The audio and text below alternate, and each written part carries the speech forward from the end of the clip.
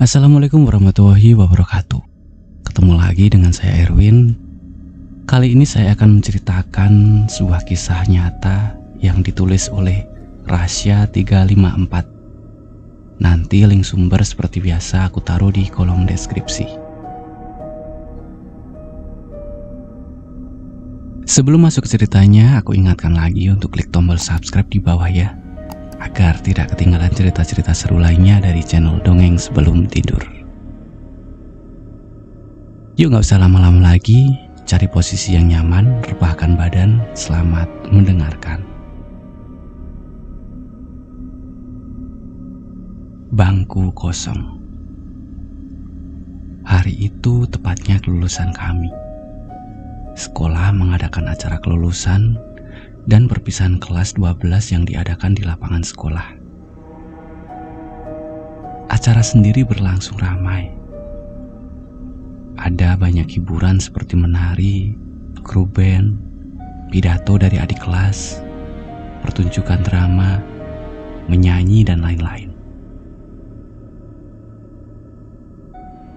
Di sini aku duduk di depan kelas untuk menikmati acara tersebut, ditemani dengan teman-temanku juga.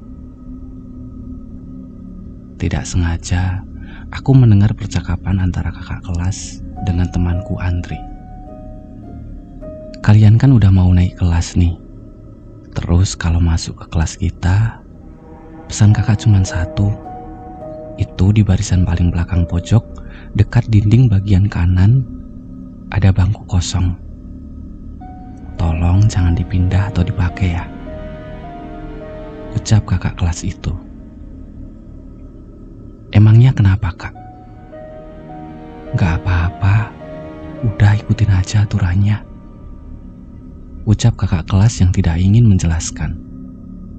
Oke Kak, pesannya bakal diingat nih, ucap Tony yang kebetulan juga berada di situ. Setelah acara kelulusan selesai, kami semua pun diliburkan selama 3 hari. Selama liburan, terkadang aku kangen dengan teman-teman. Sesekali aku menelpon mereka, melepas rasa kangen kepada mereka. Di SMA aku baru merasakan yang namanya pertemanan dibandingkan saat aku SMP. Walau banyak teman, tapi aku lebih memilih sendiri. Entah kenapa, aku juga tidak tahu alasannya. Tapi tetap, aku tidak melupakan sahabat setiaku, Dion dan Sanjaya, yang selalu menemani aku di kala susah dan senang.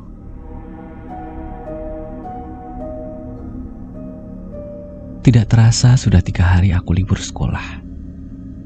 Hari ini waktunya aku masuk kembali ke sekolah, meninggalkan kelas yang lama, dan menempati kelas yang baru. Di sekolahku sendiri, kelas IPA hanya ada 1 kelas.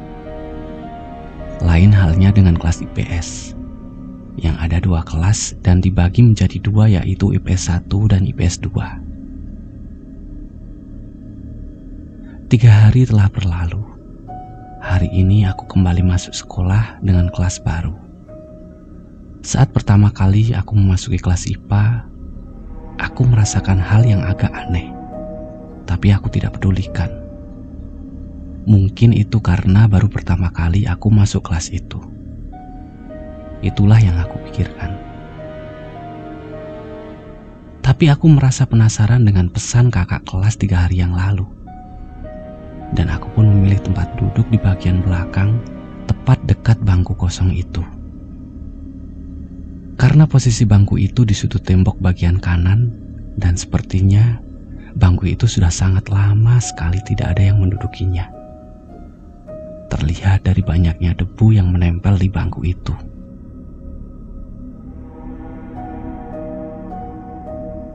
Bel pun berbunyi, tanda akan dimulai pelajaran.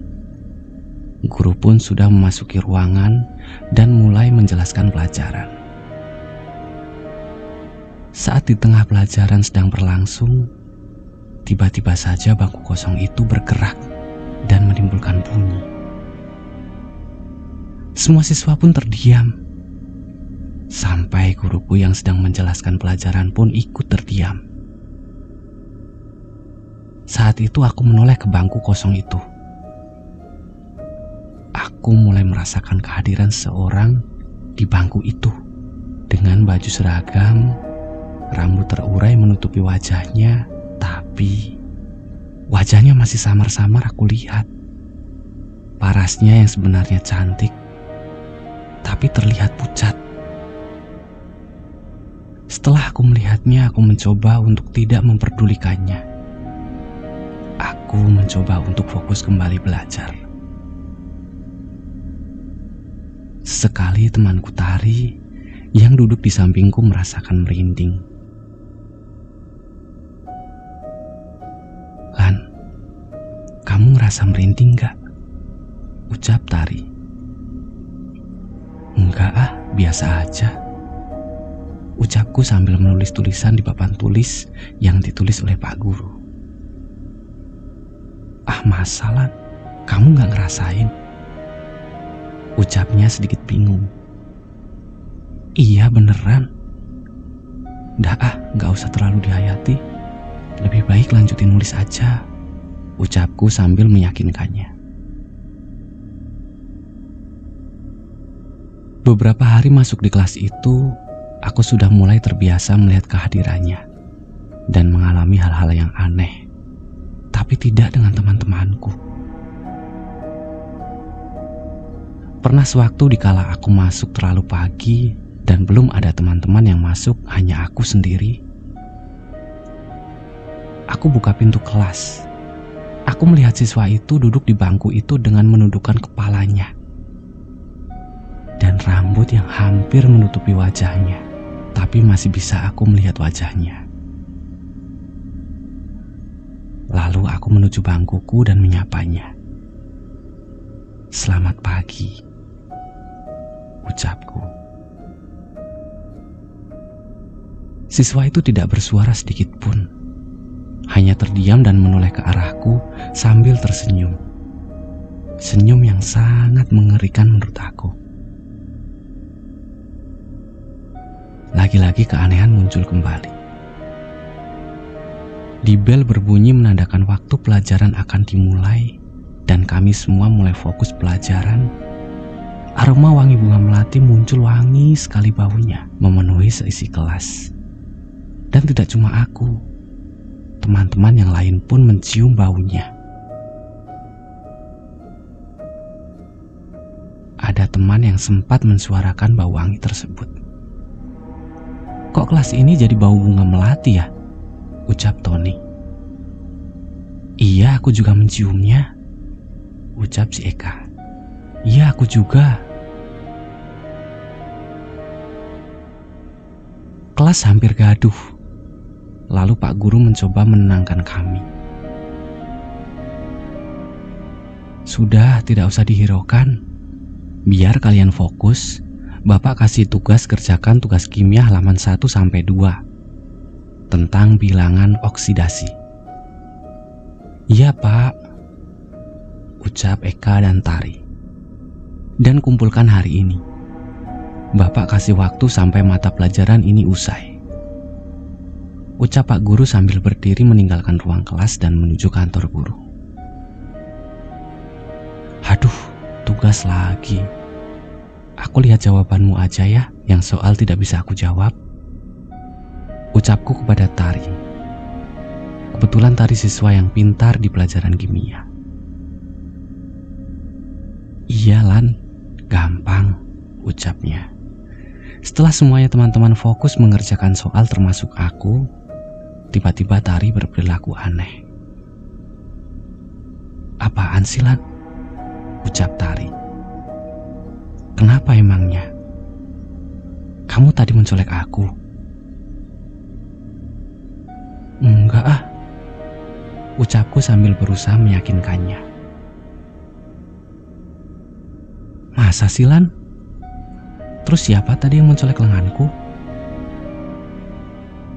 "Ah, mungkin halusinasi kamu aja Tiara," sahutku mencoba menenangkannya. "Ah, masa sih Lan?" "Ya udah, Kerjakan tugasnya, bentar lagi habis waktunya. Ucapku sambil mendesaknya. Iya Lan, bentar lagi kelar ini. Aku sedikit penasaran dengan ucapan Tari. Aku bertanya kepada Dion, karena memang Dion orangnya terkadang suka jahil. Kamu jalin Tari? Gak ada Lan. Aku gak jahil sama Tari, ucap Dion sambil meyakinkan aku. Terus siapa ya? Lalu aku menoleh ke belakang bangku kosong itu. Terlihat siswa itu menunduk sambil tersenyum. Melihatnya seperti itu membuat aku yakin dialah yang menjahili Tari. Sebenarnya siswa itu tidak mengganggu. Seperti jin-jin lainnya yang membuat kesurupan, menampakkan wajah yang mengerikan dan lain-lain. Hanya saja dia lebih jahil kepada teman-temanku. Pernah suatu hari kami semua berfoto di dalam kelas. Waktu itu wali kelas kami kebetulan membawa kamera. Dan kami disuruh berbaris di depan papan tulis untuk mengabadikan momen tersebut. Di situ cuma aku saja yang tidak ikut. Karena memang dari dulu aku tidak suka difoto. Setelah semua teman-teman difoto dan belum dicetak hasil fotonya. Hampir 1 minggu, foto pun jadi. Kami semua penasaran melihat hasilnya. Tidak denganku, karena di foto itu aku berpikir tidak ada fotoku. Tiba-tiba Tari membawa 2 lembar foto dari wali kelas. Seluruh kelas pada berebutan ingin melihat foto tersebut. Setelah semua melihat dengan teliti, ada foto yang aneh dari 2 foto itu. Hanya 1 foto saja yang aneh. Semua melihat ada siswi yang ikut berfoto di belakang. Wajahnya tidak terlalu jelas. Semua teman mulai panik. Dan aku juga belum melihat foto tersebut. Akhirnya Lucy membawa foto itu kepadaku. Lan, kamu gak lihat fotonya? Ucap Lucy. Gak males, kan gak ada fotoku juga. Coba kamu lihat deh, ada yang aneh. Total siswa ada 23, kenapa jadi ada 24? Terus ini nih, wajahnya samar Lan. Ini bukan wajah teman kita kan Lan? Ucap Lucy sambil menjelaskan. Mendengar ucapan Lucy membuat aku menjadi penasaran dan ingin melihatnya. Setelah melihatnya, aku pun kaget dibuatnya. Ternyata benar yang dibilang oleh Lucy. Aku lihat wajah siswi itu di foto. Ternyata wajahnya sama dengan siswi yang sedang duduk di bangku kosong itu. Oh, iya benar apa katamu.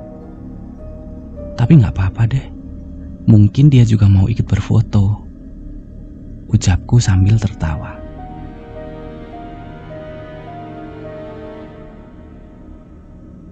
Kamu ini Lan malah bercanda, saut Lucy dengan kesal.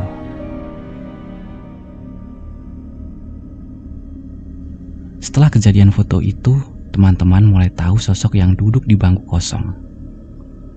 Dan menambah suasana kelas menjadi mencekam ketika sedang sendirian. Hingga pada suatu hari, aku sempat tertidur di kelas pada saat jam istirahat.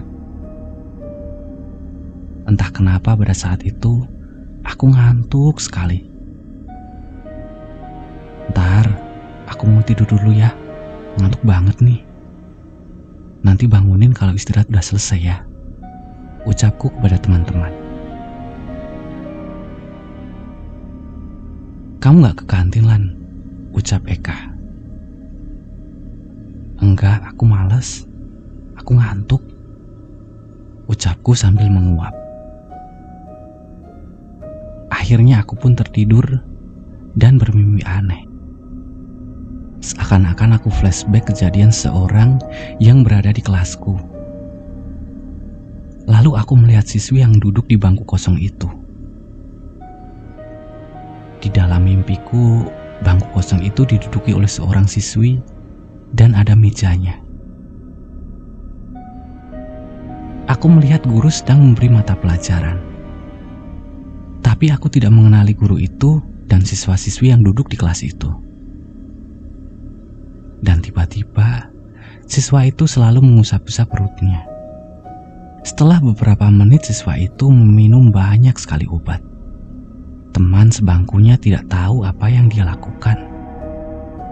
Setelah itu dia meminta izin untuk ke kamar mandi.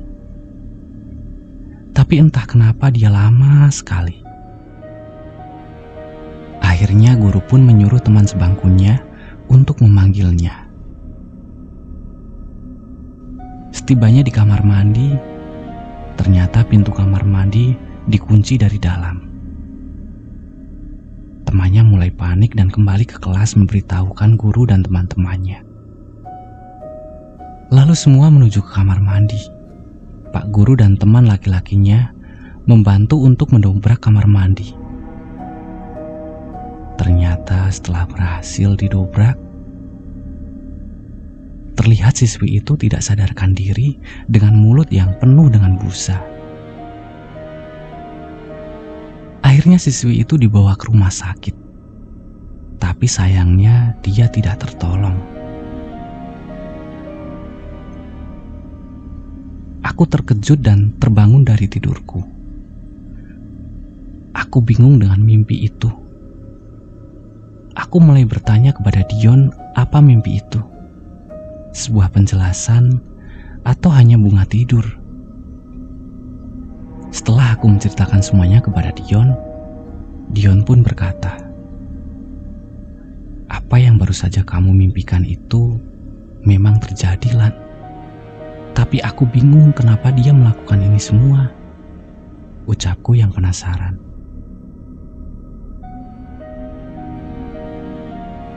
Bel berbunyi. Waktu istirahat telah usai.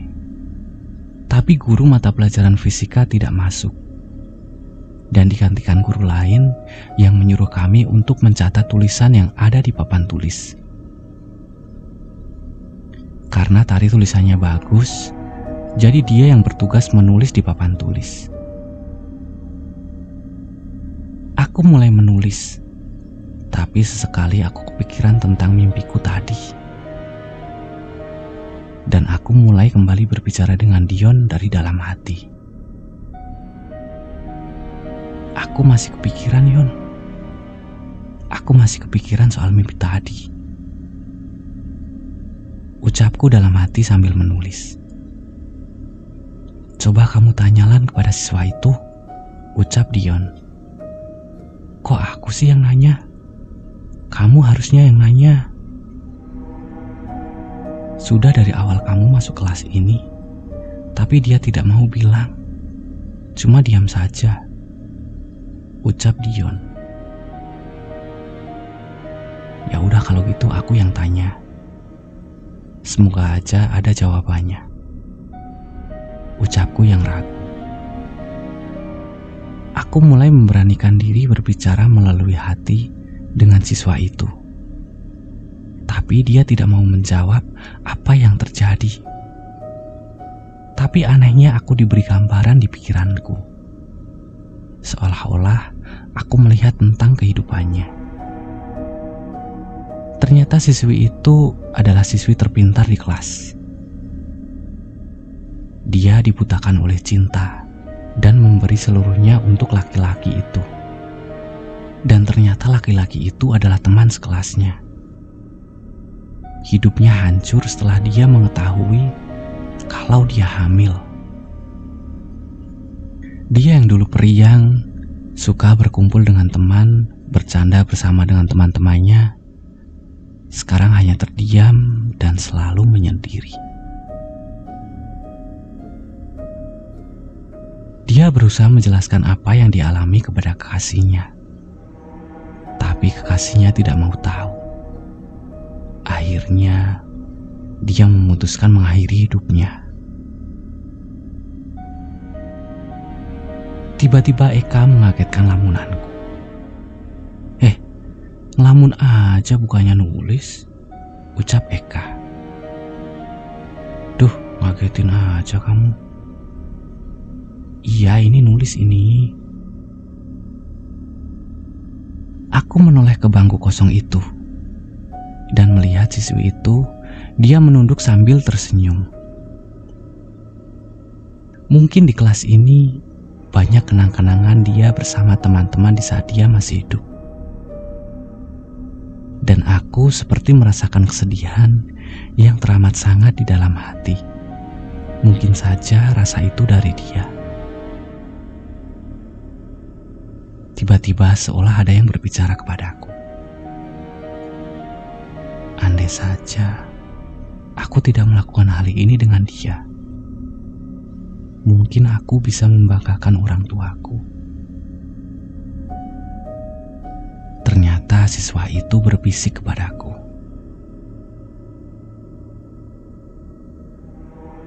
Setelah kejadian itu, aku tidak merasa takut lagi.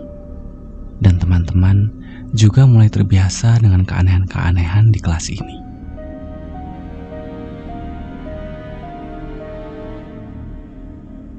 Oke, jadi seperti itu ceritanya. Terima kasih yang sudah mendengarkan sampai selesai. Jadi kalau kita cermati ya, tokoh utama dalam cerita ini sepertinya dia memiliki semacam kelebihan gitu. Jadi dia bisa melihat sosok gaib, dan kalau kita cermati lagi, teman dia yang namanya Dion itu sepertinya dia bukan teman nyata deh. Jadi mungkin dia adalah jin yang mengikuti si Lan ini. Jadi kurang lebih seperti itu kesimpulan saya. Kalau menurut teman-teman bagaimana? Komen di kolom komentar ya. Oke, sampai ketemu di cerita selanjutnya. Saya Erwin. Jangan lupa subscribe. Terima kasih.